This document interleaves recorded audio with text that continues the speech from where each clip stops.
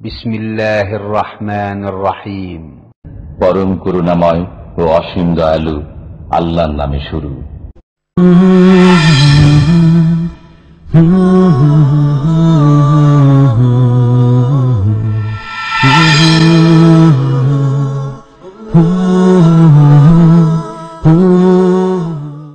ومن أحسن قولا ممن دعا إلى الله وعمل صالحا وقال إنني من المسلمين. الحمد لله نحمده ونستعينه ونستغفره ونعوذ بالله من شرور أنفسنا ومن سيئات أعمالنا من يهده الله فلا مضل له ومن يضلل فلا هادي له وأشهد أن لا إله إلا الله وحده لا شريك له وأشهد أن محمدا عبده ورسوله صلى الله تعالى عليه وعلى آله وصحبه وسلم تسليما كثيرا. أما بعد فأعوذ بالله من الشيطان الرجيم. بسم الله الرحمن الرحيم. يا أيها المدثر قم فأنذر وربك فكبر وثيابك فطهر والرجز فاهجر ولا تمنن تستكثر ولربك فاصبر. সম্মানিত শ্রোতামণ্ডলী, আল্লাহ পাক রব্বুল আলমিনের যাবতীয় প্রশংসা যে আল্লাহ পাক রব্বুল আলমিন এক ও একক, যার কোনো শরিক নেই, যার ইবাদত বন্দেগীর জন্য আল্লাহ পাক রব্বুল আলমিন একমাত্র মানুষকে সৃষ্টি করেছেন যে তারা এক আল্লাহর ইবাদত বন্দেগী করবে। তার ইবাদত বন্দেগী করাই হচ্ছে মানব জীবনের লক্ষ্য উদ্দেশ্য। সালাত এবং সালাম নাজিল হোক নবী মুহাম্মদ রাসূলুল্লাহ সাল্লাল্লাহু আলাইহি সাল্লামের উপর, যার জীবনী চর্চা করা হচ্ছে ইবাদত, যার পুরো জীবনটাই হচ্ছে প্রত্যেক মানুষের জন্য উত্তম আদর্শ। রাসূলুল্লাহ সাল্লাল্লাহু আলাইহি সাল্লামের জীবনী সম্পর্কে আমরা এই রমজান মাসে মাঝে মাঝে, যদিও প্রতিদিন সম্ভব হয়নি, আমরা আলোচনার চেষ্টা করেছি। এতে আমরা নবী করিম সাল্লাল্লাহু আলাইহি সাল্লামের নবুয়ত প্রাপ্তির বছর, অর্থাৎ 40 বছর পার করে 41তম বছর তার বয়স পৌঁছেছে, এই সময় কালটা সম্পর্কে আলোচনা করছিলাম।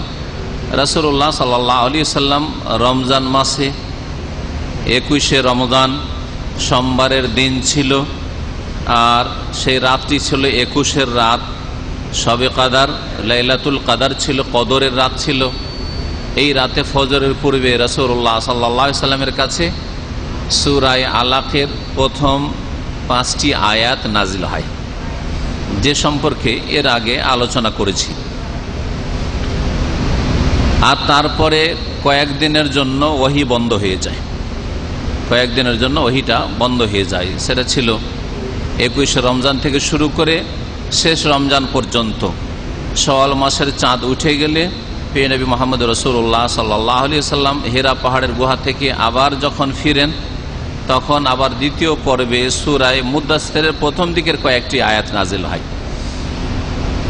নবী করিম সাল্লাল্লাহু আলাইহি সাল্লামের প্রতি যে প্রথম ওহী হয়েছিল 21শে রমজান, সেটি ইংরেজি মাস হিসাবে 610 ঈসাই খ্রিস্টাব্দ অগাস্ট মাস ছিল, আর 10 তারিখ ছিল 10ই আগস্ট 610 ঈসাই। সেই সময় নবী করিম সাল্লাল্লাহু আলাইহি সাল্লামের বয়স ছিল আরবি চাঁদের মাস হিসাবে 40 বছর 6 মাস 12 দিন,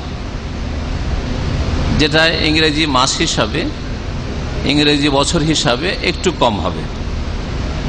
নবী করিম সাল্লাল্লাহু আলাইহি সাল্লাম প্রথম তো এই সূরা আলাকের কয়েকটি আয়াত নাজিল হলো, আর তারপরে যে ঘটনাটি ঘটেছিল ওয়ারাকা বিন নওফলের কাছে নিয়ে গেলেন খাদিজা রাদিয়াল্লাহু তাআলা আনহা, এই বিস্তারিত শুনিয়েছি। আর তারপর নবী করিম সাল্লাল্লাহু আলাইহি সাল্লাম বাকি যে আর এই রমজানের কয়েকটা দিন ছিল, এই দিনগুলিও আবার ফিরে আসলেন হীরা পাহাড়ের গুহায়, জাবালে নূর যেটা আজকাল বলা হচ্ছে, এই নূর পাহাড় বা হীরা পাহাড়ের গুহায় আবার ফিরে আসলেন, আর ওখানে ইবাদত বন্দেগীতে নিজেকে মশগুল রাখলেন। যখন রমজান মাস শেষ হলো, নবী করিম সাল্লাল্লাহু আলাইহি ওয়াসাল্লাম ফিরে গেলেন নিজ বাড়িতে, বেরোলেন হীরা পাহাড়ের গুহা থেকে। এই সময়তে ওহী বন্ধ ছিল। আল্লাহ পাকের পক্ষ থেকে নবী সাল্লাল্লাহু আলাইহি ওয়াসাল্লামের কাছে ওহী এসেছে একবার, আর আসার পরে আবার বন্ধ হয়ে গেছে কয়েকদিনের জন্য। এতে বিচলিত হয়েছিল রাসূলুল্লাহ সাল্লাল্লাহু আলাইহি ওয়াসাল্লাম। কয়েকদিনের জন্য বন্ধ হয়েছিল, এটা হচ্ছে গবেষক ওলামাদের কথা। আর একটি মত হচ্ছে যে বেশ কয়েক বছরের জন্য বন্ধ হয়েছিল, কিন্তু তার সত্যতা বলিষ্ঠভাবে প্রমাণিত হয় না। নবী করিম সাল্লাল্লাহু আলাইহি ওয়াসাল্লাম এই সময়গুলিতে একটু দুশ্চিন্তায় ছিলেন যে হইল কি, আবার এইরকম বন্ধ কেন হয়ে গেল, বিভিন্ন রকমের কল্পনা জল্পনা আর পেরেশানিতে ছিলেন। নবী করিম সাল্লাল্লাহু আলাইহি ওয়াসাল্লাম যখন হেরা পাহাড়ের গুহা থেকে বের হলেন সওয়ালের চাঁদ উঠে গিয়ে ওই ঈদের দিনে সকাল সকাল, বলছেন তার ভাষায় শুনে রাসূলুল্লাহ সাল্লাল্লাহু আলাইহি ওয়াসাল্লামের হাদিসে বলছেন, ফালাম্মা ইস্তামতানতুল ওয়াদিয়া, যখন আমি উপত্যকার মাঝখানে পৌঁছিলাম, অর্থাৎ পাহাড় থেকে নেমে পাহাড়ের নিচে যে নিচু জায়গাটা থাকে এটাকে ওয়াদি বলা হয়, ওই জায়গাতে পাহাড় থেকে নেমে যখন পৌঁছিলাম, নদী তো তখন একটি ডাক যেন আসলো, কে যেন আমাকে ডাক দিচ্ছে। ফানাজারতু আইয়ামিনি, ইয়া মুহাম্মদ, ইয়া রাসূলুল্লাহ, এই বলে ডাক আসছে। এই ডাক শুনে রাসূলুল্লাহ সাল্লাল্লাহু আলাইহি ওয়াসাল্লাম এদিক সেদিক তাকিয়ে দেখছেন। স্বাভাবিক আপনাকে ডাক দিলে দেখবেন যে কে আমাকে ডাকলো, সামনে পিছনে। বলছেন ফানাজারতু আইয়ামিনি ফালাম আরা শাইআন, ডান দিকে দেখলাম যে কে ডাকলো আমাকে, কিছুই দেখতে পাই না, খালি। ওয়া নাজারতু আন শিমালি ফালাম আরা শাইআন, বাম দিকে দেখলাম, বাম দিকেও কেউ নেই, ডাকছে কে রে বাবা। ওয়া নাজারতু আমামি ফালাম আরা শাইআন, সামনের দিকে দেখছি যে কে হয়তো সামনের দিক থেকে ডাকছে, সামনেও কেউ নেই। ওয়া নাজারতু খালফি ফালাম আরা শাইআন, পিছন দিকে ফিরে দেখলাম, পিছন দিকে ফিরে দেখছি যে পিছন দিকে হয়তো কেউ ডাকছে, তাও কিছু দেখতে পেলাম না। ফারাফাতু রাশি, তখন আমি ওপর দিকে তাকালাম। এই কটা দিক, চারিদিক দেখা শেষ, এখন ওপর দিকে তাকিয়ে দেখছে ডাকছে কি, আওয়াজ আসছে যে আমাকে যেন কেউ ডাকলো, আর দেখতে পাচ্ছে না কাউকে। ওপর দিকে তাকিয়ে দেখলাম আকাশের দিকে, ফাইজাল মালাক আল্লাযী জাআনি বিহরা জালিসুন আলা কুরসিন বাইনাস সামাই ওয়াল আরদ, ওই ফেরেশতাকে দেখছি, জিবরাইল আলাইহিস সালাতু সালাম, যেই ফেরেশতা আমার কাছে এর পূর্বে হীরা পাহাড়ের গুহায় এসেছিলেন, ওই ইকরা বিসমি রাব্বিকাল্লাযী খালাক খালাকাল ইনসানা মিন আলাক, এই আয়াতগুলি নিয়ে তিনি বসে আছেন এক কুরসিতে বিরাজমান হয়ে আছেন, বাইনাস সামাই ওয়াল, আকাশ এবং জমিনের মাঝখানে। ফাজয়িস্তু মিনহু রুবান, ভয়ে ভীত সন্ত্রস্ত হয়ে পড়লাম আমি, থরথর করে কাঁপতে শুরু করে রাসূলুল্লাহ সাল্লাল্লাহু আলাইহি ওয়াসাল্লাম ভয়ে এই দৃশ্য দেখে। হাত্তা হাওয়াইতু ইলাল আরদ, এমনকি ভয়ে আমি মাটিতে পড়ে গেলাম। রাসূলুল্লাহ সাল্লাল্লাহু আলাইহি ওয়াসাল্লাম জমিনে পড়ে গেলেন, তারপরে উঠলেন, আসলেন খাদিজা রাদিয়াল্লাহু তাআলা আনহার কাছে, এসে বললেন জাম্মিলুনি দাসসিরুনি, আমাকে কম্বল জড়িয়ে দাও, আমাকে চাদর জড়িয়ে দাও, চাদর পরিয়ে দাও, খুব ঠান্ডা লাগছে, খুব শীত লাগছে, জ্বর চলে এসছে রাসূলুল্লাহ সাল্লাল্লাহু আলাইহি সাল্লামকে। আর জ্বর আসলে মাথায় পানি ঢালা, এটা এখনো আছে। বলছেন রাসূলুল্লাহ সাল্লাল্লাহু আলাইহি ওয়াসাল্লাম, সুব্বু আলাইয়া মাআন বারিদান, আর আমার মাথায় ঠান্ডা পানি ঢালো, ঠান্ডা পানি ঢালো আমার মাথায়। ফাদাসসিরুনি, বলছেন রাসূলুল্লাহ সাল্লাল্লাহু আলাইহি ওয়াসাল্লাম যে আমার পরিবারের লোকেরা আমাকে চাদর জড়িয়ে দিল আর আমার শরীরে ঠান্ডা পানি ঢালতে শুরু করলো। আয়াত নাজেল হলো এই দ্বিতীয় পর্বে, যে আয়াতগুলি আজকে শুরুতে আমি পাঠ করেছি, সূরা মুদাসসিরের প্রথম দিকের কয়েকটি আয়াত। ইয়া আইয়ুহাল মুদাসসির কুম ফাআনজির ওয়া রাব্বাকা ফাকাব্বির ওয়া সিয়াবাকা ফাতাহহির ওয়ার রুজজা ফাহজুর ওয়ালা তামনুন তাস্তাকসির ওয়া লিরাব্বিকা ফাসবির। এই 7টি ছোট্ট ছোট্ট আয়াত নাজেল হলো। আর মক্কি জীবনে নবী করিম সাল্লাল্লাহু আলাইহি ওয়াসাল্লামের উপর যেই সূরাগুলি, যে আয়াতগুলি নাজেল হয়েছে, ওর বাহ্যিক লক্ষণ হচ্ছে আয়াতগুলি ছোট ছোট, লম্বা লম্বা আয়াত নয়, 1 লাইন 2 লাইন 3 লাইনের আয়াত নয়, 5 লাইন 7 লাইনের আয়াত নয়, ছোট ছোট আয়াত। ইয়া আইয়ুহাল মুদাসসির একটি আয়াত হয়ে গেল, কুম ফাআনজির আরেকটি আয়াত হয়ে গেল, এইভাবে ছোট ছোট আয়াত। কারণ আরবরা জাহিলিয়াতের যুগে তারা কাব্য রচনায় বড় পণ্ডিত ছিলেন, আর কবিতার কথা, কবিতার লাইন ছোট ছোটই হয়, আর তারপরে অল্প কথা বলায় অভ্যস্ত তার ছিল, যার ফলে কোরআনে কারীম ওই ভঙ্গিমাতে নাজিল হয়েছে যেই ভঙ্গিমা, যেই বাক ভঙ্গিমাতে আরবরা, ওই ভাষাভাষীরা সহজে বুঝতে পারে। নতুন তরিকায় যদি বলা শুরু হয় তাহলে হয়তো তাদেরকে আজব লাগবে, আশ্চর্য লাগবে তাদেরকে, একটা দিক। দ্বিতীয় দিক হচ্ছে যে নবী সাল্লাল্লাহু আলাইহি ওয়াসাল্লামের প্রথম জীবনে, মক্কার জীবনে মাসলা মাসাইল, হুকুম আহকাম নাজেল হয়নি। আকীদার বিষয়, মৌলিক বিষয়গুলি দিন ইসলামের, এগুলির জন্য ছোট ছোট কথা, সংক্ষেপ কথা যথেষ্ট, ছোট ছোট করে কথা বলা যথেষ্ট।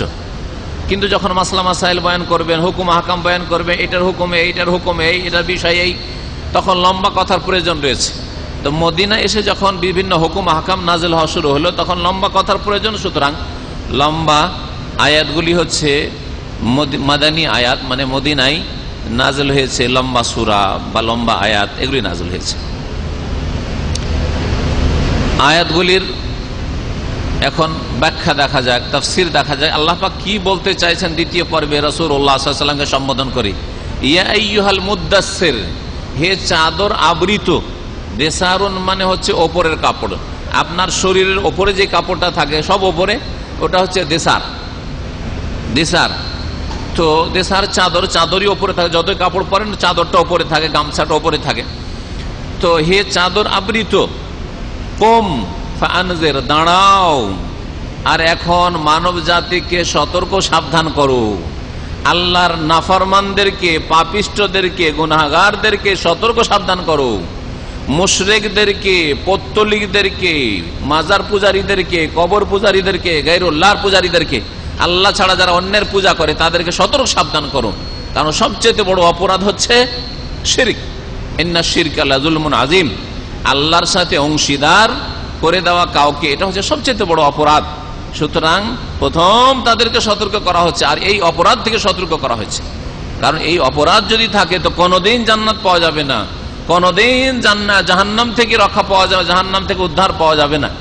কিন্তু যদি অন্যান্য অপরাধ থাকে, জাহান্নামে জ্বলে পুড়ে আল্লাহ পাক পাক সাফ করে তৌহিদ, আল্লাহর একত্ব যদি ঠিক থাকে, শিরক মুক্ত মানুষ থাকে, তো একদিন কখনো জান্নাতে আসতে পারে, আল্লাহ রহম হবে।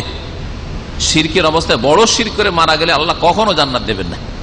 ইন্নাহু মান ইউশরিক বিল্লাহি ফাকাদ হারামাল্লাহু আলাইহিল জান্নাহ, আল্লাহ পাক ইরশাদ করেছেন সূরাতুল মাইদার একটি আয়াতে, শুনে রাখো, যারা আল্লাহর সাথে শিরক করে, আল্লাহর সাথে অন্যের ইবাদত বন্দেগী করে, ইন্নাহু মান ইউশরিক বিল্লাহ, আল্লাহর কাজে শরীক করে, আল্লাহর ইবাদতে শরীক করে, আল্লাহ পাক রব্বুল আলামিন গুণে শরীক করে, আল্লাহর জাতে শরীক করে, যে কোনো রকমের শিরক হোক না কেন, ফাকাদ হারামাল্লাহু আলাইহিল জান্নাহ, জেনে রাখো যে তার জন্য আল্লাহ জান্নাতকে হারাম করেছেন। ওয়া মাওয়াহুন নার, সুতরাং তার বাসস্থান হচ্ছে জাহান্নাম। ওয়া মা লিয-যালিমিনা মিন আনসার, আর এইরকম জালেমদের কোনো সাহায্যকারীও হবে না যে সুপারিশ করে কোনোদিন জান্নাতে নিয়ে আসতে পারবে। কখনো জাহান্নাম থেকে জান্নাতে মুশরিকদেরকে কেউ সুপারিশ করে নিয়ে আসতে পারবে না। ফামা তানফাহুম শাফাআতুশ শাফিঈন, এই সূরাতুল মুদ্দাসসিরের আরেকটি আয়াত আল্লাহ বলছেন যে কোনো সুপারিশকারীর সুপারিশ কাজে আসবে না মুশরিকদের ক্ষেত্রে। আল্লাহ রাব্বুল আলামিন বলছেন, কুম, তুমি দাঁড়াও এখন, আর বিছানায় শুয়ে থাকা চলবে না, অসুস্থ থেকে বিছানায় পড়ে থাকা চলবে না, কম দাঁড়াও এখন, বিছানা থেকে উঠো। ফাআনজির, এবং সতর্ক সাবধান করো। ওয়া রাব্বাকা ফাকাব্বির, আর তোমার প্রতিপালকের, রবের যিনি তোমার পালনকর্তা, তার তুমি বড়ত্ব প্রকাশ করো, তার মহত্ব ঘোষণা করো, তার তাকবীর পাঠ করো। তিনি বড়, আল্লাহু আকবার, আল্লাহ সবচাইতে বড়।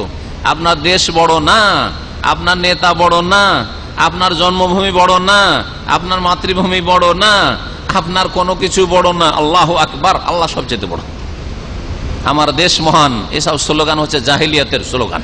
জি, আমার জাতি মহান হচ্ছে, এগুলো জাহিলিয়াতের স্লোগান। ইসলামের স্লোগান হচ্ছে আল্লাহু আকবার, আল্লাহ সবচাইতে বড়। ওয়া রাব্বাকা ফাকাব্বির, তোমার রবের মহত্ব, বড়ত্ব ঘোষণা করো। ওয়া সিয়াবাকা ফাতাহির, আর তোমার কাপড়কে পবিত্র রাখো, কারণ আল্লাহর ইবাদত বন্দেগী করতে হবে। সুতরাং তোমার কাপড়কে পবিত্র রাখো। এই নয় যে কাপড় অপবিত্র ছিল রাসূলুল্লাহ সাল্লাল্লাহু আলাইহি ওয়াসাল্লামের, জরুরি নয়।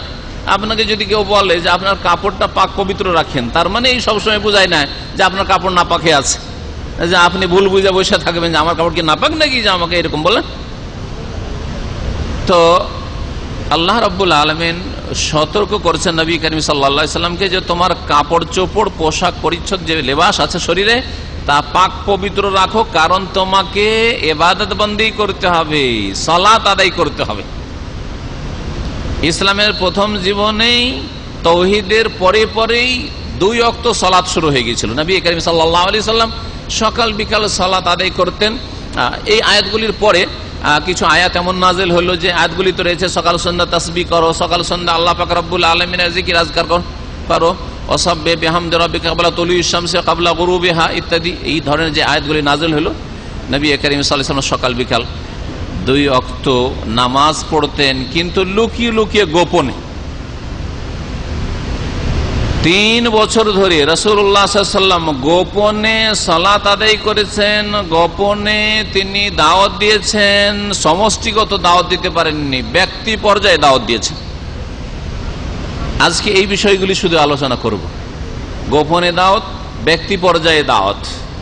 আপনি যখন এই রকম দুর্বল পরিস্থিতি থাকবেন, আপনার সিচুয়েশন, আপনার অবস্থা যখন বলছে যে আমি কমজোর, আমি দুর্বল, আমি একা, আমার সাথে মাত্র 5 জন, আর আমার বিরোধী যারা শিরিক করে, যারা বিদআত করে, যারা বেনামাজ, যারা বেদিন, যারা নাস্তিক, তারা হচ্ছে মেজরিটি, তখন আপনাকে ব্যক্তি পর্যায়ে দাওয়াত দিতে হবে, গোপনে গোপনে দাওয়াত দিতে হবে, ঘরে ঘরে দাওয়াত দিতে হবে।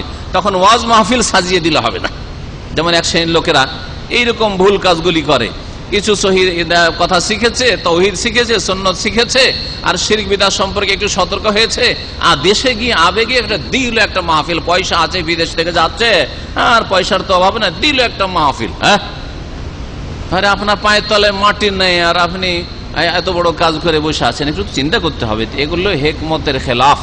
রাসূলুল্লাহ সাল্লাল্লাহু আলাইহি ওয়াসাল্লামের সিরাত জীবনের প্রতিটি ক্ষেত্রে আমাদেরকে দিক নির্দেশনা দেবে। আপনি কি অবস্থায় আছেন, আপনার বংশ, আপনার শ্বশুর বংশ, আপনার মায়ের বংশ, আপনার বাপের বংশ, 3টা বংশে দাওয়াত দেন। আর ব্যক্তি পর্যায়ে আবার ওদেরকে জমা করে দিয়েন না, না তো বহু দুশ্মন দাঁড়িয়ে যাবে। হ্যাঁ, ব্যক্তি পর্যায়ে ঘরে ঘরে যান। আর আপনি জানেন বাল্য জীবন থেকে আপনার অনেক বন্ধু রয়েছে, বাল্য জীবনের বন্ধু রয়েছে, আর বাল্য জীবনের অনেক হিতাকাঙ্ক্ষী দরদি রয়েছে, যারা আপনার কথা যদি কবুল নাও করে তো আপনার ক্ষতি করবে না। হয়তো আপনার কথা মানতে পারছে না, কিন্তু আপনার ক্ষয়ক্ষতি হোক, আপনি কারো কাছে মার খান, আর আপনি অপদস্থ হন, লাঞ্ছিত হন, এটা চাই না। হয়তো আপনাকে অন্তর থেকে ভালোবাসে ওই লোকেরা। এগুলি হচ্ছে ব্যক্তি পর্যায়ের দাওয়াত। তো নবী করিম সাল্লাল্লাহু আলাইহি ওয়াসাল্লাম দীর্ঘ 3 বছর ধরে, অথচ রাসূলুল্লাহ তার কাছে ওহী আসছে, আমার কাছে আপনার কাছে ওহী আসে না, তার কাছে সাপোর্ট আসছে আল্লাহর পক্ষ থেকে। সকাল বিকাল জিবরাইল আলাইহিস সালাম আসমান থেকে নেমে আসছেন। তার ঈমান, ইয়াকিন কত উচ্চ পর্যায়ের। তারপরেও আমাদেরকে শেখানোর জন্য আল্লাহ পাক রব্বুল আলামিন এই হিকমত কৌশল শিখিয়েছেন যে আপনি যখন যেই অবস্থায় আছেন সেই অবস্থাকে সামনে রেখে আপনি ইসলাম প্রচারের কাজ করবেন। আপনি একটা ছোট্ট ঢিল, হ্যাঁ, যদি আর ছোট্ট একটা পাথর কঙ্কর হাতির ওপর ছুঁড়ে দেন তো কি করবেন আপনি? হ্যাঁ, একটা সিংহের ওপর যদি ছুঁড়ে দেন তো আপনি কি করবেন? কিছুই করতে পারবেন না। সুতরাং এই ক্ষেত্রে আমাদের হিকমত কৌশল থাকা জরুরি। আল্লাহ পাক রব্বুল আলামিন এই হিকমতের কথা কোরআনে কারীমের বহু আয়াতে বলেছেন। আল্লাহ পাক রব্বুল আলামিন ইরশাদ করেছেন, ইয়া আইয়ুহাল মুদ্দাসসির কুম ফাআনজির ওয়া রাব্বাকা ফাকাব্বির ওয়া সিয়াবাকা ফাতাহির ওয়া রুজজা ফাহজুর। আর শিরকে পরিহার করো। রুজ মানে হচ্ছে মূর্তি পূজা, রুজ মানে হচ্ছে পুতুল পূজা, রুজ মানে হচ্ছে আল্লাহ ছাড়া অন্যের পূজা। সে পুতুল প্রতিমা আকারে না হয়, যে গাছেরই পূজা হয়, লিঙ্গেরই পূজা হয়, হিন্দুদের মতো গরুর গাভীরই পূজা হয়, অথবা কবর পূজারীদের মতো মাজারির পূজা হয়, সবগুলি রুজের মধ্যে শামিল। আল্লাহ ছাড়া অন্যের পূজাই হচ্ছে ও রুজ। আল্লাহ ছাড়া অন্যের পূজা, অন্যের উপাসনা, অন্যকে সেজদা করা, অন্যের কাছে ফরিয়াদ করা, অন্যের কাছে চাওয়া, অন্য কিছু, অন্য কেউ রোগ ভালো করতে পারে, বালা মুসিবত দূর করতে পারে, আর মনের কামনা বাসনা পূরণ করতে পারে, ছেলে মেয়ে দিতে পারে, ইত্যাদি ইত্যাদি। ফাহজুর, এগুলিকে পরিত্যাগ করো, ছাড়ো। তোমার জাতি শিরকে লিপ্ত রয়েছে। ও রুজা ফাহজুর, তুমি এই শিরকি কর্মকাণ্ড ছেড়ে দাও, এর থেকে ফাহজুর মানে দূরে থাকো। নবী সাল্লাল্লাহু আলাইহি ওয়াসাল্লাম ছিলেন না, আগেও কোনোদিন নবী হওয়ার আগেও জীবনে কোনোদিন মেলাতেও যাননি, তো প্রতিমা পুতুলের কাছে যাওয়া তো দূরের কথা, হ্যাঁ, গায়রুল্লাহর পূজায় উপাসনা যাওয়া তো দূরের কথা, যাননি, কোনোদিন যাননি। ফাহজর মানে হচ্ছে দূরে সরে থাকো। সতর্ক করে দেওয়া হচ্ছে রাসূলুল্লাহ সাল্লাল্লাহু আলাইহি ওয়াসাল্লামকে, কারণ আল্লাহ যদি সতর্ক না করেন তাহলে বলার সুযোগ আছে, আল্লাহ আমি তো জানতাম না, আমি সারা জীবন যাইনি, কিন্তু একদিন চলে গেছি, কিছু জানতাম না। সেই জন্য আল্লাহ রাব্বুল আলামিন প্রথম মুহাম্মদুর রাসূলুল্লাহ সাল্লাল্লাহু আলাইহি ওয়াসাল্লামকে, যাকে আল্লাহ পাক বাছাই করেছেন, মনোনীত করেছেন, তাকে সতর্ক করছেন এক বচন দিয়ে সরাসরি, আর পরোক্ষভাবে প্রত্যেক মানুষকে সম্বোধন করা হয়েছে। আর বিশেষভাবে প্রত্যেক মুসলিম যে আত্মসমর্পণকারী, যে বলে যে আমি আল্লাহর সামনে আত্মসমর্পণ করেছি, যে বলছে যে আমি রাসূলুল্লাহ সাল্লাল্লাহু আলাইহি ওয়াসাল্লামের নিয়ে আসা দ্বীনের সামনে আত্মসমর্পণ করেছি, মুসলিম, সেই ব্যক্তিকে সম্বোধন করা হচ্ছে ওয়ারুজ্জা ফাহাজুর, শিরকে পরিত্যাগ করো, আল্লাহ ছাড়া অন্যের পূজাকে পরিহার করো, অন্যের পূজা থেকে দূরে সরে থাকো। হাজারা এহাজারো মানে সম্পর্ক ছিন্ন করা। এই জন্য মানুষ যদি কেউ কারোর সাথে কথা বন্ধ করে দেয়, তাহলে ওকে আরবি ভাষায় হাজার বলা হয়। লা ইয়াহিল্লু লিমুসলিমিন আন ইয়াহজুরা আখাহু ফাওকা সালাস। নবী করিম সাল্লাল্লাহু আলাইহি ওয়াসাল্লাম একজন মানুষের আরেকজন মানুষের সাথে সদ্ব্যবহারের ক্ষেত্রে বলছেন যে কোন মুসলিমের জন্য হালাল নয় আন ইয়াহজুরা আখাহু ফাওকা সালাস, যে কোন ভাইয়ের সাথে 3 দিনের বেশি কথা বন্ধ রাখবে, 3 দিনের বেশি সম্পর্ক ছিন্ন করে রাখবে। অথচ দেখা সাক্ষাতের সুযোগ হচ্ছে, হ্যাঁ, দেখা সাক্ষাতের সুযোগ হয় না, সে কোথায় থাকে আমি কোথায় থেকে, রাস্তাতে একটু তর্ক হয়ে গেল, মনোমালিন্য হলো, তারপরে ও কোথায় চলে গেল আমি কোথায় চলে গেলাম, সেটা আলাদা বিষয়। কিন্তু সামনাসামনি দেখা হচ্ছে, মসজিদে যেতে দেখা হচ্ছে, অথবা রাস্তাঘাটে চলতে ফিরতে দেখা হচ্ছে, বিল্ডিং এ উঠতে সিঁড়িতে দেখা হচ্ছে, অথবা ইফতার ক্যাম্পে আসতে দেখা হচ্ছে, আর এইদিকে মুখ একজন করছে আর একজন এইদিকে মুখ করছে, এটা 3 দিনের বেশি হারাম।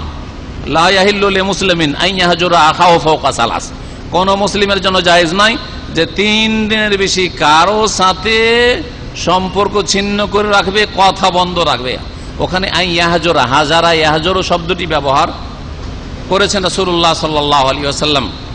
আর ওই দুইজনের মধ্যে যে দুইজনের মনোমালিন্য হয়েছে, ওই দুজনের মধ্যে কে ভালো বেশি, নবী সাল্লাল্লাহু আলাইহি ওয়াসাল্লাম বলছেন যে আলতাকিয়ানে, দুইজনের পরস্পর সাক্ষাতের সুযোগ সুবিধা হচ্ছে, ফায়ুরিজু হাযা আনহু ওয়া ইউরিজু হাযা আনহু, এ ওর থেকে মুখ ফিরিয়ে নিচ্ছে, ওর থেকে মুখ ফিরিয়ে নিচ্ছে, খবরদার এইরকম কাজ যেন 3 দিনের বেশি না করে। ঠিক আছে, রাগটা ঠান্ডা হওয়ার জন্য, আর একটু সেও ঠান্ডা হোক, আমি একটু ঠান্ডা হয়ে যাই, নিজেকে মানিয়ে নেওয়ার জন্য 3 দিন আল্লাহ ছাড় দিয়েছেন। তার মানে এই নয় যে 3 দিন পর্যন্ত অহরহ আপনি কথা বন্ধ রাখবেন, এটা সর্বশেষ সীমানা, মেয়াদ, এরপরে আর চলবে না। কিন্তু যদি সাথে সাথে পারেন, এখনই মনোমালিন্য হলো, সালাম আলাইকুম, সবচেয়ে ভালো মানুষ আপনি, সবচেয়ে ভালো মানুষ, মনোমালিন্য হইলো তার সাথে সাথে সালাম, 1 মিনিটের মধ্যে আবার দেখা হলো। ছোট বাচ্চাদের যেমন দেখেছেন, ছোট আপনার যদি 2টো বাচ্চা থাকে তো দেখবেন, ছোট বাচ্চাদের খেলা করতে করতে মিনিটের মধ্যে খেলতে খেলতে মারামারি হয়ে গেল, আর মারামারি হওয়ার পরে দুজনে কান্নাও করে না, কান্না করার পরে 1 মিনিট হয়নি, আবার দুজনে খেলা শুরু করে দিয়েছে, দুজনে হাসছে, দেখেছেন এরকম। কিন্তু কিছু বেকুব বাপ মা রয়েছে, ওই যে 1 মিনিটের ওই যে ওদের যে মারামারি হয়েছে, ওই নিয়ে ওরা বাপ মা ঝগড়া শুরু করে দিয়েছে, 2 ছেলের বাপ মাদের ঝগড়া শুরু করে দিয়েছে, করে না, ওইদিকে দুই ছেলের বাপ মায়ের ঝগড়া চলছে, আর ওই 2 ছেলেকে ঝগড়া করার পর আবার খেলাধুলা করছে। এরকম গ্রামে গঞ্জে দেখা যায়, হ্যাঁ, ভাই, এক ভাইয়ের ছেলে আর এক ভাইয়ের ছেলে, এক বোনের ছেলে আর এক বোনের ছেলে মেয়ের সাথে এরকম দেখা যায় যে বোনে বোনে লাগিয়ে দিয়েছে ঝগড়া, হ্যাঁ, ভাই ভাই লাগিয়ে দিয়ে ঝগড়া, এই তোর ছেলে খারাপ, ও যে তোর ছেলে খারাপ, হ্যাঁ, এরা ঝগড়াতে মেতে আছে, আর এরা দুজন আবার ঝগড়া করে মিলে গেছে। তো আপনাকে ওই রকম হইতে হবে, কারণ ছোট বাচ্চা ইসলামের ফিতরাতের ওপর আছে, ছোট বাচ্চা ইসলামের প্রকৃতির ওপর আছে, যার উপর আল্লাহ পাক প্রত্যেক মানুষকে পয়দা করেন। কুল্লু মাউলুদিন ইউলাদু আলাল ফিতরা, প্রত্যেক শিশু জন্মায় ইসলামের নেচারের ওপর, আলা ফিতরাতুল ইসলাম, ইসলামের প্রকৃতির ওপর জন্মায়। এই জন্য ওদের মনে কালিমা নেই যে এক ঝগড়া হইলো, মারলো, একটু কান্না করে নিল, ব্যথা পেয়েছে বা মনটা খারাপ হয়েছে, আবার খেলতে শুরু করলো। ইসলামের ফিতরাতের ওপর আছে, এটা হচ্ছে আসল। সুতরাং আমাকেও আপনাকেও এইরকম মানিয়ে নিতে হবে, আর এর জন্য আমাকে আপনাকে পরিশ্রম করতে হবে, নিজের নাফসের সাথে মুজাহাদা করতে হবে। যেই মুজাহাদা, প্রচেষ্টা চালানো, আল্লাহ মুজাহাদার কথা কোরআনে কারীমে বহু জায়গায় বলেছেন। জিহাদ শব্দ আসলেই শুধু অস্ত্র না, অস্ত্র জিহাদ নাই, আপনার নাফসের সাথে জিহাদ। যাক, মনকে মানিয়ে নেবো, ও কষ্ট দিয়েছে, গাল দিয়েছে, আমি আবার সালাম দিয়ে দেবো, এই হচ্ছে নাফসের সাথে মুজাহাদা। এই নাফসের সাথে মুজাহাদা করতে পারছেন না, ঘুম যখন চেপে যাচ্ছে তখন নফসের সাথে মুজাহাদা, জিহাদ করতে পারছেন না যে না ঘুমকে বাদ দেবো, আমি নামাজ পড়বো, লাফিয়ে উঠি, করতে পারছেন না। আর আপনি বড় বড় কথা বললে হবে? আল্লাহ পাক বলছেন নবী সাল্লাল্লাহু আলাইহি সাল্লামকে, ওয়ার রুজ্জা ফাহজর, শিরককে তুমি পরিত্যাগ করো, শিরক থেকে সম্পর্ক ছিন্ন করো। ওয়ালা তামনুন তাস্তাকসির, আর তুমি কারো ওপর অনুগ্রহ করে বেশির আকাঙ্ক্ষা করিও না। কত চমৎকার কথা। অধিকাংশ মানুষের স্বভাব হচ্ছে যে কাউকে যদি কিছু দেন তো ওর চাইতে বেশি বেনিফিট চান আপনি। গিফট যদি উপঢৌকন দেন তাও বেশির আশা রাখেন। ভালো ব্যবহার যদি করেন যদি, তো আশা রাখেন যে ও যেন আমার সাথে ওর চাইতে ভালো ব্যবহার করে, হ্যাঁ ভালো আচরণ করে। আর এই রকমই যে কোনো ক্ষেত্রে যদি কাউকে ধার কর্জা দেন তাও আশা করে বসে আছেন। একবার যদি কাউকে 1000 রিয়াল ধার দেন তো এই আশা নিয়ে দিয়েছেন যে আজকে যদি 1000 দিয়ে এই বেচারা যদি একটু হেল্প করি তো এ লোক পয়সাওয়ালা লোক আছে, কিন্তু পয়সাওয়ালা, এখন না হয় অভাবে পড়েছে, প্রয়োজন আমাকে 10-20 হাজার 50 হাজার দিয়ে সাহায্য করবে। হ্যাঁ, এই আশা নিয়ে আগে থেকে অগ্রিম আশা করে বসে আছে। এটা হচ্ছে মানুষের বোধ ফিতরাত, বোধ চরিত্র। আল্লাহ পাক সতর্ক করছেন, ওয়ালা তামনুন তাস্তাকসির, অনুগ্রহ করে বেশি কামনা করবে এই কাজ করিও না। অনুগ্রহ করবে আল্লাহর সন্তুষ্টির জন্য। ইন্নামা নুতইমুকুম লিওয়াজহিল্লাহ, আমি তোমাকে খেতে দিল আল্লাহর জন্য দিচ্ছি, ধার দিল আল্লাহর জন্য দিচ্ছি, হাদিয়া যদি উপঢৌকন গিফট দিই তো আল্লাহর জন্য দিচ্ছি, আল্লাহর সন্তুষ্টির জন্য দিচ্ছি। ছোট ভাইয়ের সাথে ভালো ব্যবহার করছি, তার খরচ খরচা বহন করছি, আল্লাহর জন্য করছি। বাপ মায়ের সাথে করছি, আল্লাহর জন্য করছি। ছেলে মেয়ের জন্য সাথে করছি, আল্লাহর জন্য করছি। এইভাবে প্রত্যেকের সাথে ওয়ালা তামনুন তাস্তাকসির। কারণ যদি আপনি কারো সাথে অনুগ্রহ করেন মানে ভালো ব্যবহার করেন, কিছু উপকার করেন, করার পর যদি আশা রাখেন আর আশা যদি নিরাশায় পরিণত হয়, না পান, তো মনে খুব কষ্ট হবে, যেটা আল্লাহ চান না। আল্লাহ চান না যে আমার বান্দা কষ্ট পাক। যেই লোক আশা রেখেছে আমার ছোট ভাইকে পড়িয়ে মানুষ করলাম, ডাক্তার করলাম, ইঞ্জিনিয়ার করলাম, আমার কাজে আসবে, আমার ছেলেদের কাজে আসবে, সেই ব্যক্তি কষ্ট পেয়েছে। আর যে একমাত্র আল্লাহর জন্য করেছে সে কষ্ট পায়নি। আল্লাহ আমাকে দায়িত্ব দিয়েছে, আমার বাপ মা পারে না, বাবা মার আর্থিক সচ্ছলতা নেই, সেজন্য আমি আমার ভাইয়ের হেল্প করে দিলাম, আমার ভাইটাকে মানুষ করে দিলাম, আল্লাহর সন্তুষ্টির জন্য। আখেরাতে পাবো, আল্লাহ দুনিয়াতেও দেবেন, আখেরাতেও দেবেন। আল্লাহর কাছে নেব, ওই ভাইয়ের কাছে আশা রাখবো, এইরকম আশা নিয়ে নয়।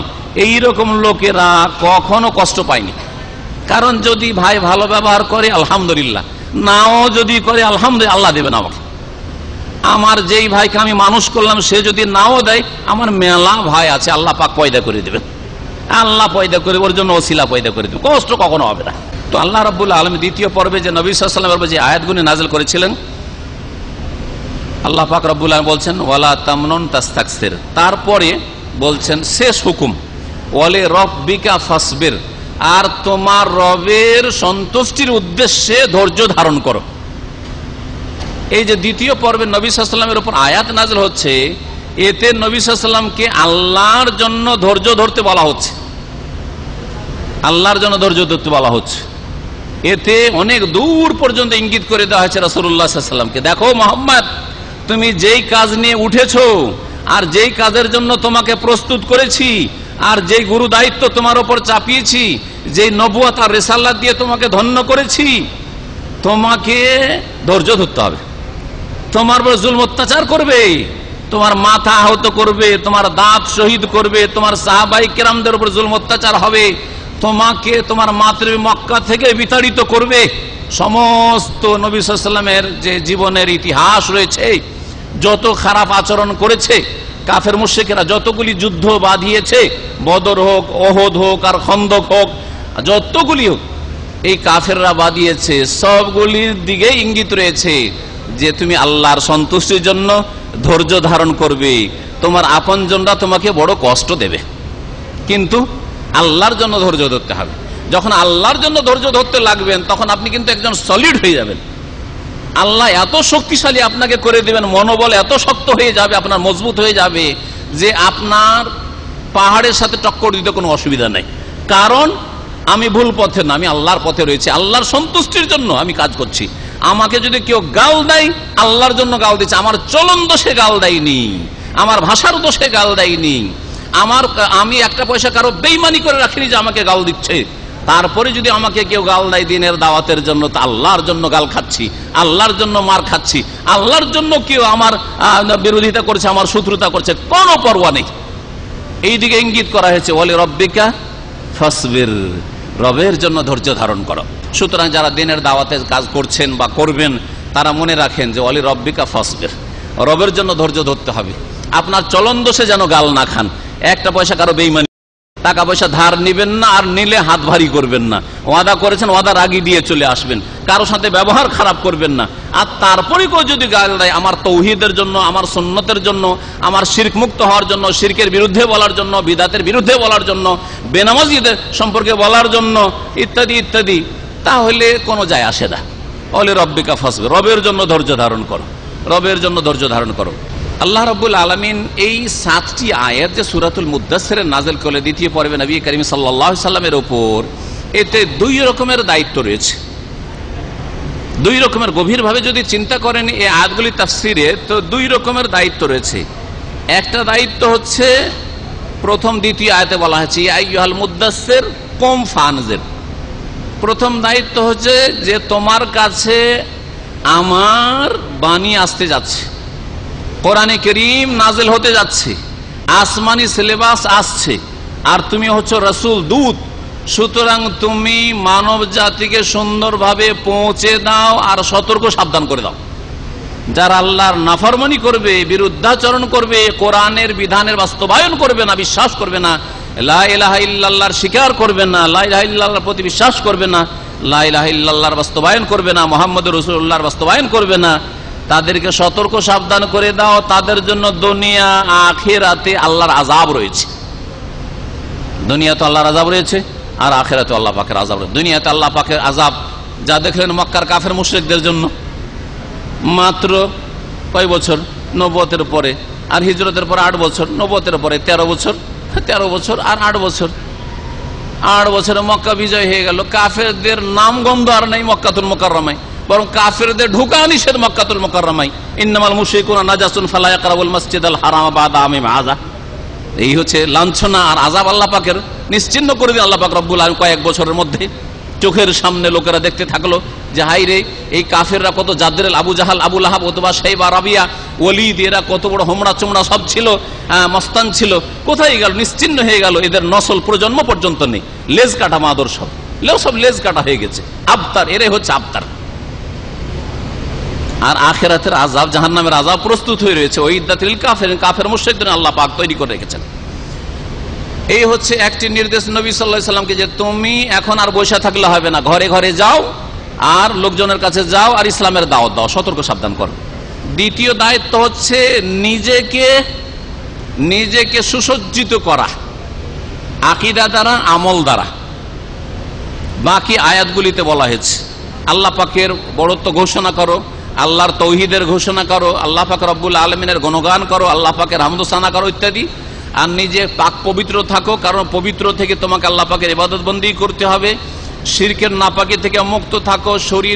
শরীরে যতগুলি নাপাকি হইতে পারে বাইরে থেকে বা কাপড়ে, সেগুলি থেকে নিজেকে পবিত্র রাখো আর ধৈর্য ধারণ করো। এইভাবে আল্লাহ রাব্বুল আলামিন দ্বিতীয় যে হুকুমটা, দায়িত্বটা দিলেন নবী সাল্লাল্লাহু আলাইহি ওয়াসাল্লাম, সেটা হচ্ছে নিজেকে আমল দ্বারা নিজেকে সুসজ্জিত করা, অর্থাৎ আল্লাহর আদেশের বাস্তবায়ন করা। যেই ব্যক্তি অন্য লোকের জন্য আদর্শ হবে, মডেল হবে, সেই ব্যক্তিকে ভালো মানুষ হইতে হবে। আপনি যদি চরিত্রহীন হন তাহলে লোকেরা আপনাকে কি ফলো করবে? যারা ফলো করে তারাই চরিত্রহীন হয়ে যাবে।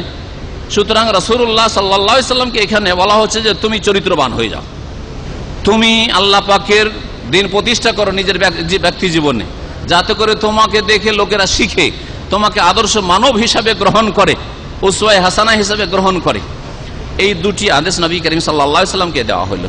নবী করিম সাল্লাল্লাহু আলাইহি সাল্লামের উপর যখন এই আয়াতগুলি নাযিল হয়ে গেল, আরব জাতি, মক্কার মুশরিকেরা, নবীর বংশের লোক কুরাইশরা, এরা ছিল সব অশিক্ষিত মানুষ, কোনো শিক্ষা দীক্ষা নেই, লেখাপড়াও নেই, আর তেমন কোনো সভ্যতাও ছিল না। রোমানদের মতো সভ্যতা, পারস্যদের মতো সভ্যতা ছিল না।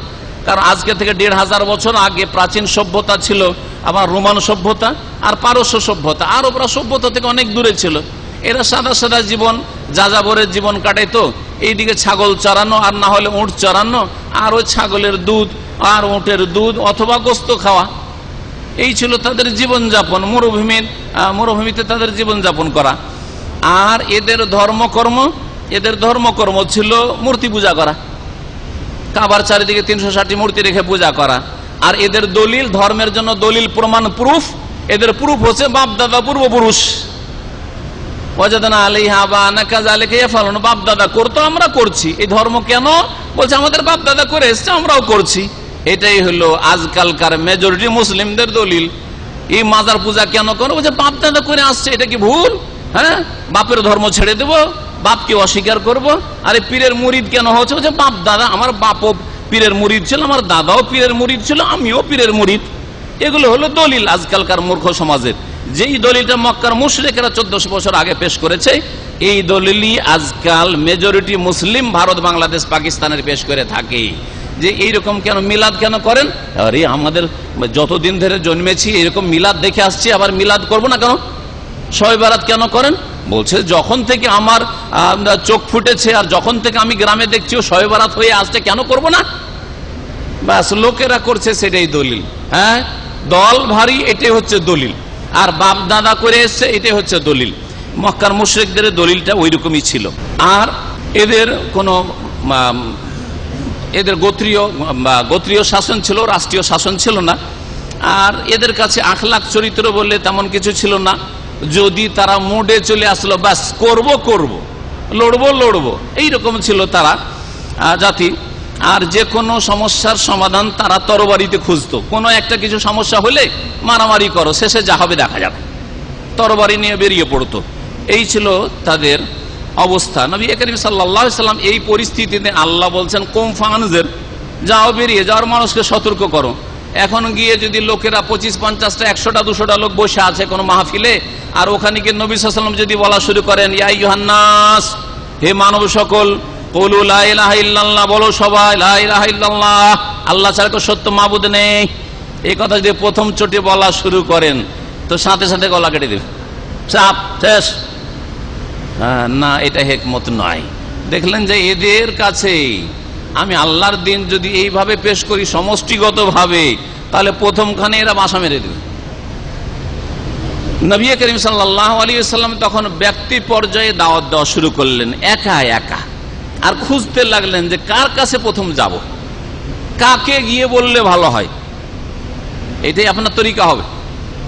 আপনি আপনার গ্রামে যখন সহিহ আকীদা নিয়ে যাবেন, শিরক বিদআত মুক্ত ইসলাম সৌদি আরব থেকে নিয়ে যাবেন, এখানকার সহিহ জ্ঞান ইসলাম যখন নিয়ে যাবেন, তৌহিদ নিয়ে যাবেন, যেই তৌহিদের উপর, যে সুন্নতের উপর রাসূলুল্লাহ সাল্লাল্লাহু আলাইহি সাল্লাম আরব জাতিকে ছেড়ে গেছেন, এখানে আসল ইসলাম নেই। আর আসল ইসলাম ভারতে আর বাংলাদেশে নাকি?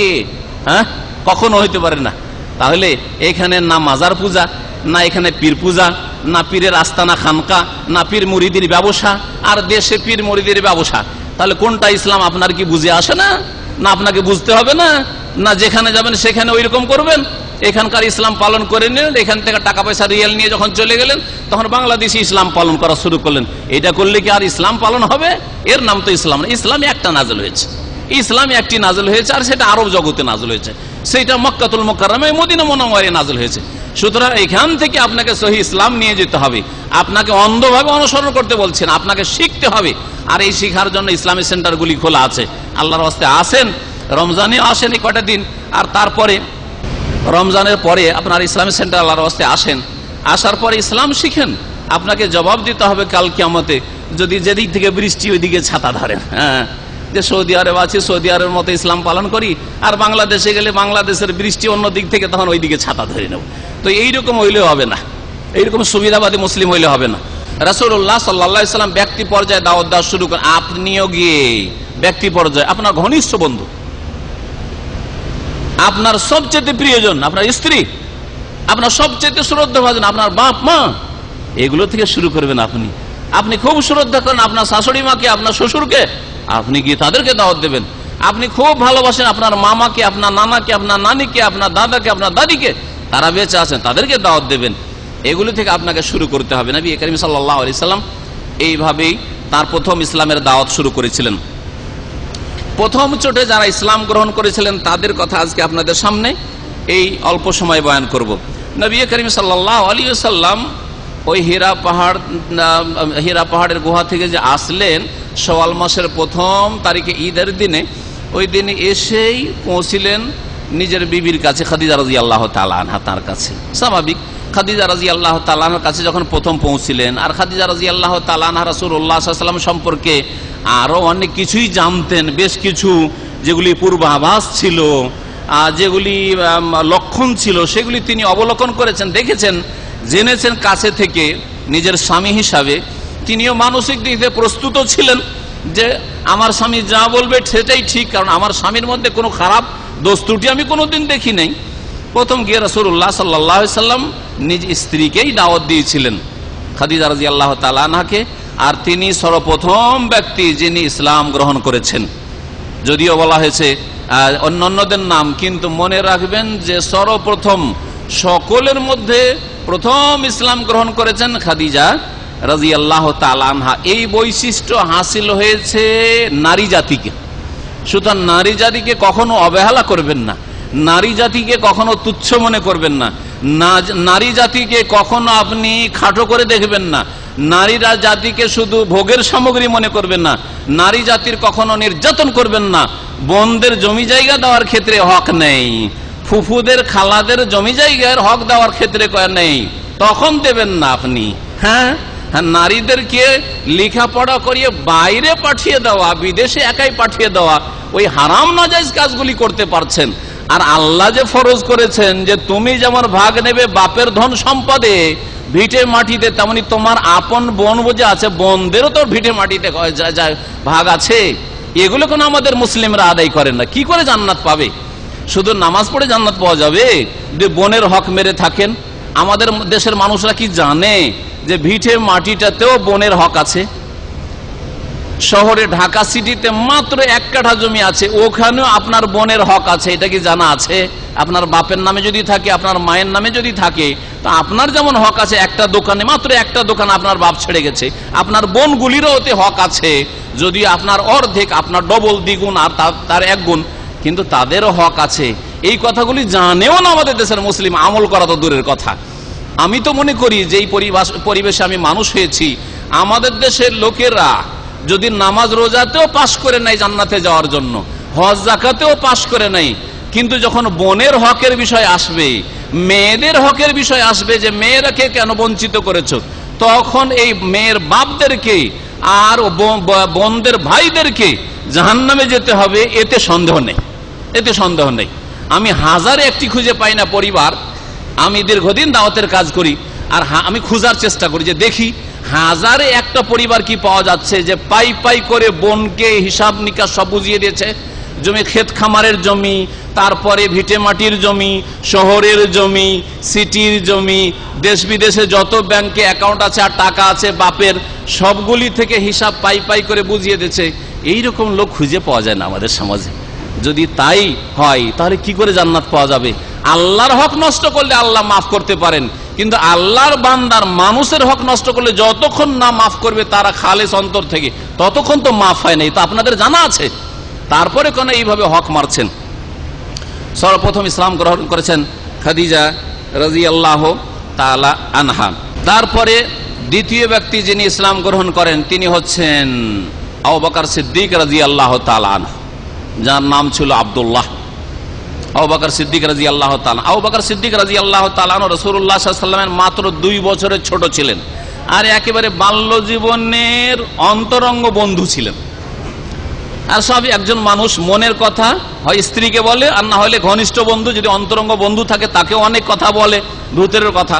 রাসূলুল্লাহ সাল্লাল্লাহু আলাইহি ওয়াসাল্লাম ব্যক্তি পর্যায়ে গিয়ে আবু বকরকে দাওয়াত দিলেন যে আবু বকর, আমার কাছে ওহী এসছে, আর আল্লাহ আমাকে হুকুম করেছেন কুমফা আনজের, মানুষকে সতর্ক করো শিরিক থেকে, কুফরি থেকে, এক আল্লাহর দিনের তোমাকে দাওয়াত দিচ্ছি। আবু বকর সিদ্দিক রাদিয়াল্লাহু তাআলা আনহু কালিমা পড়ে ইসলাম গ্রহণ করলেন দ্বিতীয় পর্বে। তৃতীয় পর্বে যিনি ইসলাম গ্রহণ করলেন তিনি হচ্ছেন বালক আলী ইবনে আবি তালিব, রাসূলুল্লাহ সাল্লাল্লাহু আলাইহি সাল্লামের চাচাতো ভাই, এবং পরবর্তীকালে তিনি জামাইও হন। ফাতেমা রাদিয়াল্লাহু তাআলা আনহার বিয়ে দেন এই আলীর সাথে রাদিয়াল্লাহু আনহু।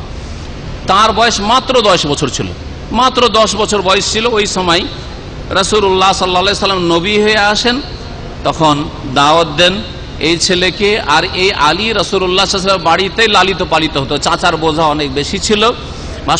লিখছেন যারা সিরাতের লেখক তারা যে এই আলীরা ভাই বোন অনেক বেশি, আর তার বাবা আবু তালেব খুব দুর্বল মানুষ ছিলেন আর্থিক দিক থেকে। সুতরাং আব্বাস যে রাসূলুল্লাহ সাল্লাল্লাহু আলাইহি ওয়াসাল্লামের চাচা, তিনি বললেন যে দেখো আমি একটা আবু তালেবের ছেলে জাফরকে নিয়ে নিচ্ছি।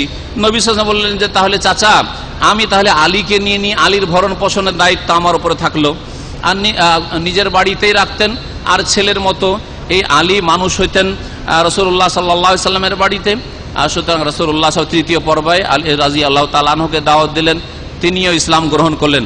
চতুর্থ পর্বে যিনি ইসলাম গ্রহণ করেন তিনি রাসূলুল্লাহ সাল্লাল্লাহু আলাইহি ওয়াসাল্লামের গোলাম দাস আজাদ করেছেন রাসূলুল্লাহ সাল্লাল্লাহু আলাইহি ওয়াসাল্লাম, যায়েদ ইবনে হারেসা। এই যায়েদ ইবনে হারেসার ঘটনা বলা হয়েছে জাহিলিয়াতের যুগে তাকে বন্দী করে নিয়ে চলে এসেছিল কিছু কাফের মুশরিকরা, আর নিয়ে আসার পরে বিক্রি করে দিয়েছিল। তাকে কিনে নিয়েছিল হাকিম বিন হিজাম, খাদিজা রাদিয়াল্লাহু তাআলা আনহার বোনের ছেলে, ভাতিজা। তারপরে ফুফু খাদিজাকে, নবী সাল্লাল্লাহু আলাইহি ওয়াসাল্লামের বিবি খাদিজা রাদিয়াল্লাহু তাআলা আনহাকে দান করে দিয়েছিলেন উপঢৌকনে। রাসূলুল্লাহ সাল্লাল্লাহু আলাইহি ওয়াসাল্লামকে পরে খাদিজা রাদিয়াল্লাহু তাআলা আনহা এই যায়েদকে দান করে দিয়েছে, ইয়া রাসূলুল্লাহ এটা আপনার খাদেম হিসেবে আপনাকে আমি গিফট করলাম। তো রাসূলুল্লাহ সাল্লাল্লাহু আলাইহি ওয়াসাল্লামের কাছেই থাকতেন যায়েদ বিন হারেসা। শুনতে পেলেন যায়েদ বিন হারেসার বাপেরা, বাপ চাচারা, যে ওকে মক্কায় কেউ ধরে নিয়ে চলে গেছে আর বিক্রি করে দিয়েছে, আর মুহাম্মদ রাসূলুল্লাহ সাল্লাল্লাহু আলাইহি ওয়াসাল্লামের বাড়িতে উনি আছেন। বাপ চাচারা সবাই আসলেন যে আমাদের ছেলেকে আমরা ফিরিয়ে নিয়ে যাব। রাসূলুল্লাহ সাল্লাল্লাহু আলাইহি ওয়াসাল্লাম তখন যায়েদকে ডাকলেন, আর ডাকার পরে বললেন যে দেখো যায়েদ, এখন তোমার বাপ এসেছে, তোমার চাচা এসেছে তোমাকে নিয়ে যাওয়ার জন্য। অবৈধভাবে তোমাকে মার্কেটে নিয়ে এসে বিক্রি করেছে, আর অন্যরা কিনেছে, আমাকে উপঢৌকন দেওয়া হয়েছে আমার স্ত্রীর তরফ থেকে। তুমি যদি চাও যে চলে যাবো বাপ চাচার সাথে চলে যেতে পারো, আর তুমি যদি মনে করো যে আমার এখানে থাকবো তাহলে সসম্মানে তুমি থাকতে পারো। যায়েদ বিন হারেসা রাসূলুল্লাহ সাল্লাল্লাহু আলাইহি ওয়াসাল্লামের ব্যবহারে এত মুগ্ধ ছিলেন যে বললেন ইয়া রাসূলুল্লাহ আপনাকে ছেড়ে আমি যাব না। বাপ চাচাকে ফিরিয়ে পাঠিয়ে দিলেন, বলছে আমি আমার বাপ চাচার সাথে যাব না, রাসূলুল্লাহ সাল্লাল্লাহু আলাইহি ওয়াসাল্লামের সাথে তিনি থেকে গিয়েছে। এই ছিল রাসূলুল্লাহ সাল্লাল্লাহু আলাইহি ওয়াসাল্লামের উত্তম চরিত্র। বাপকে ছেড়ে দিয়ে, চাচাকে ছেড়ে দিয়ে, বংশধরকে ছেড়ে দিয়ে রাসূলুল্লাহ সাল্লাল্লাহু আলাইহি ওয়াসাল্লামের সাথে থাকার জন্য প্রস্তুত, যে আমি যাব না, আমার বাপের সাথে আমি যাব না। এই যায়েদ বিন হারেসা 4 নম্বরে ইসলাম গ্রহণ করেছেন, আর এই 4 জন একই দিনে ইসলাম গ্রহণ করেছেন। আজকে এখানে আমার আলোচনা শেষ করছি। আর বাকি যারা প্রথম দিকে ইসলাম গ্রহণ করেছেন আশায়ে মুবাশশারা আর অন্যান্য সাহাবায়ে কেরামরা মক্কায়, তাদের কথা ইনশাআল্লাহ তাআলা আগামী দিনগুলিতে আপনাদের সামনে পেশ করার চেষ্টা করব। আল্লাহ পাক রব্বুল আলামিন যেন রাসূলুল্লাহ সাল্লাল্লাহু আলাইহি ওয়াসাল্লামের সার্বিক জীবনে অনুসরণ করার তৌফিক দান করেন। রাসূলুল্লাহ সাল্লাল্লাহু আলাইহি ওয়াসাল্লামের মহব্বত সত্যিকার অর্থে আমাদের অন্তরে আল্লাহ পাক যেন পয়দা করে দেন। রাসূলুল্লাহ সাল্লাল্লাহু আলাইহি ওয়াসাল্লামের তরিকা আমাদের জীবনের প্রতিটি ক্ষেত্রে চলার যেন তৌফিক দান করেন। রাসূলুল্লাহ সাল্লাল্লাহু আলাইহি ওয়াসাল্লামের দ্বীন যেন জানার আমাদেরকে তৌফিক দান করেন, মেনে চলার জন্য আল্লাহ পাক তৌফিক দান করেন। আল্লাহ পাক আমাদের যেন সার্বিক কল্যাণ দান করেন। আবার স্মরণ করিয়ে দিচ্ছি, আজকে আবার আপনাদের লাইলাতুল কদর রয়েছে। সুতরাং আর লাইলাতুল কদরে আপনারা মেহনত করবেন, ইবাদত বন্দেগী করবেন। আল্লাহ পাক যেন বেশি বেশি ইবাদত বন্দেগীতে সময় কাটাবার তৌফিক দান করেন। সুবহান রাব্বিকা রাব্বিল ইজ্জাতি আম্মা ইয়াসিফুন ওয়া সালামুন আলাল মুরসালিন ওয়া আলহামদুলিল্লাহি রাব্বিল আলামিন।